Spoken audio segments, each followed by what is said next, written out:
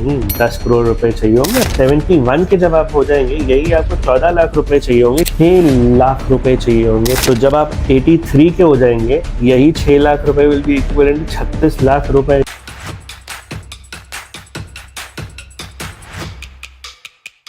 Hello, welcome back आम जनता।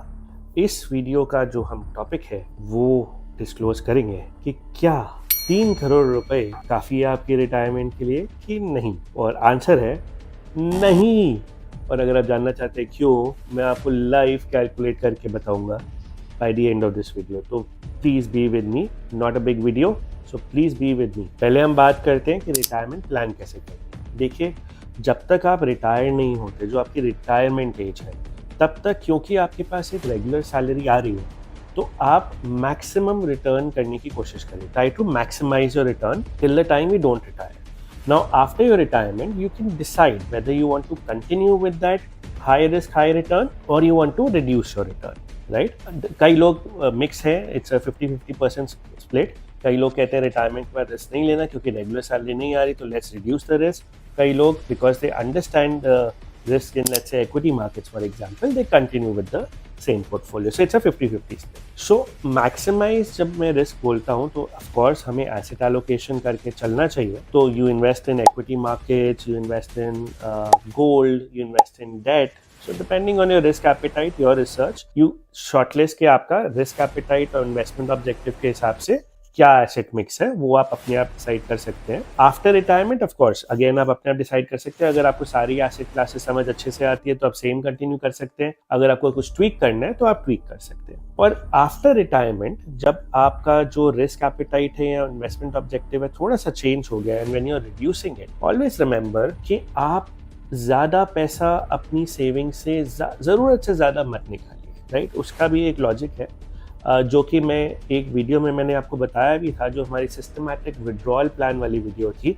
Link मैं ऊपर शेयर कर देता हूँ, इस लिंक को आप देखिए कि क्यों हमें बहुत ज़्यादा मंथली नहीं निकालना चाहिए। यूजुअली ये जो परसेंटेज होती है मंथली अपनी इन्वेस्टमेंट से एज अ इनकम निकालने की, वो 4 से 6% होती है। There is a 4% rule also, but I feel even 6% is good enough. 4 to 6% is what you should withdraw monthly from your corpus after retirement, and it should not be more than 10%. तो आइए screen पे चलते हैं and एक retirement planning का session करते हैं। सो ये जो रिटायरमेंट है मैंने किसी के लिए लिए जो आज 37 इयर्स का है retirement, he or she wants to retire at 60, life expectancy they are saying 90, उनको 1 लाख रुपए महीना आज के एक्सपेंसेस के हिसाब से चाहिए। जो एक्सपेक्टेड इन्फ्लेशन रेट है, अब ये बहुत इंपॉर्टेंट पॉइंट है, क्योंकि हम जब भी प्लान करते हैं हम वो सोचते हैं कि हमें आज तो 1 लाख चाहिए, हमें 20 साल बाद भी 1 लाख चाहिए होंगे। नो, नहीं बॉस, ऐसा नहीं है।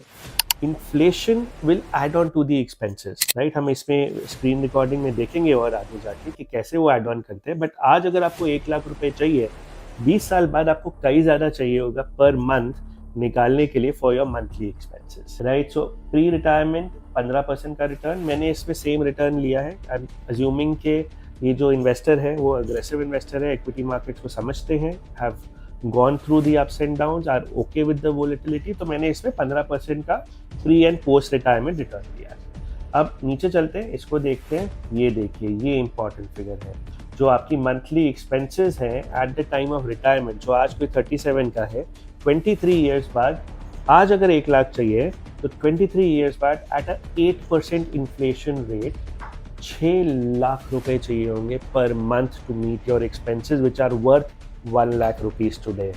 Very very important. ये हम लोग कैलकुलेट नहीं करते, और आपने काफी सोशल मीडिया पे वीडियोस देखी होंगी, 3 crore is enough for your retirement. Yes, that's enough, but that's enough today, not when you retire, right. So आपको जो कॉर्पस चाहिए होगा, रिमेंबर 3 करोड़ रूल के 3 करोड़ रुपए काफी है। हमारी कैलकुलेशन के हिसाब से जो कॉर्पस चाहिए होगा वो 10.5 करोड़ रुपए का चाहिए होगा। अगर आपको आज के हिसाब से 1 लाख रुपए का जो लाइफस्टाइल है, अगर वो आपको रिटायरमेंट के बाद भी कंटिन्यू रखना है, तो आपको 10 करोड़ रुपए चाहिए होंगे। ऑफ कोर्स इसमें हमने एजम्पशंस लिए हैं, और ये कैलकुलेटर का लिंक हम आपको लिंक में दे देंगे, अपनी डिस्क्रिप्शन में दे देंगे। तो आप अपने हिसाब से, अपने एक्सपेंसेस, अपने रिटर्न्स के हिसाब से कैलकुलेट कर सकते हैं। But look at this cash flow, how this is increasing. So if you look at this graph, yes, 60, अच्छा ये 60 ईयर्स पे है सिर्फ 6 लाख रुपए। ये पूरे जब आप 60 से 90 के हो जाएंगे, ये पूरा ग्राफ है, तो आपको लेट से 71 के जब आप हो जाएंगे, यही आपको 14 लाख रुपए चाहिए होंगे, क्योंकि इन्फ्लेशन जो 6 लाख पे भी एड ऑन करती रहेगी। सो जब आप 83 के हो जाएंगे, यही 6 लाख रुपए will be equivalent to 36 lakh रुपए। सो मतलब ऐसा नहीं है कि आज ही 1 लाख चाहिए तो बाद में भी 1 लाख चाहिए होंगे। इन्फ्लेशन को हमेशा याद रखिएगा। So this is a small graph. I hope I was able to add some value.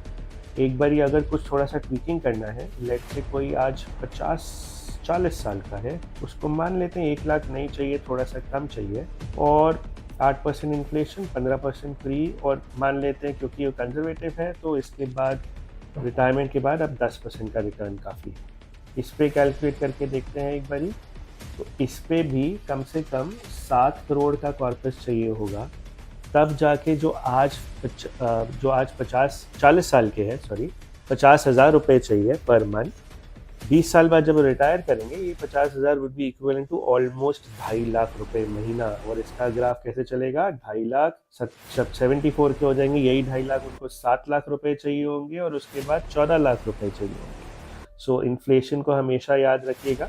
सो ये रिटायरमेंट प्लानिंग बहुत ही इंपॉर्टेंट है, जो आपको करनी चाहिए अपने लिए। हम कैलकुलेटर का लिंक डिस्क्रिप्शन में ज़रूर डालेंगे, सो प्लीज़ देखिएगा उसको और अपने हिसाब से कैलकुलेट करिएगा कि आप अपनी रिटायरमेंट कैसे प्लान कर सकते हैं, राइट?